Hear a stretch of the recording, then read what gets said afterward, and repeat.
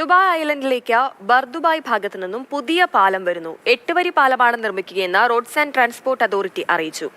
ചരക്ക് കപ്പലുകൾക്ക് അടിയിലൂടെ കടന്നു പോകാനായി 18 മീറ്റർ ഉയരത്തിലാണ് പാലം നിർമ്മിക്കുക. ദുബായ് ക്രീക്ക്, ബർദുബായ് എന്നിവിടങ്ങളിലെ ഗതാഗത കുരുക്ക് പരിഹരിക്കുന്നതാണ് പുതിയ മേൽപ്പാലം.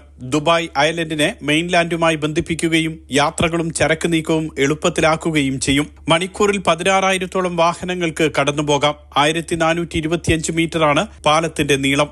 2 ഭാഗത്തേക്കും 4 വരി പാതകളുണ്ടാകും. ഇതിനൊപ്പം കാൽനട യാത്രക്കാർക്കും സൈക്കിൾ യാത്രക്കാർക്കും പ്രത്യേക പാതയുണ്ടാകുമെന്നും ദുബായ് RTA അറിയിച്ചു. 78,60 ലക്ഷം ദിർഹമാണ് നിർമ്മാണ ചെലവ്.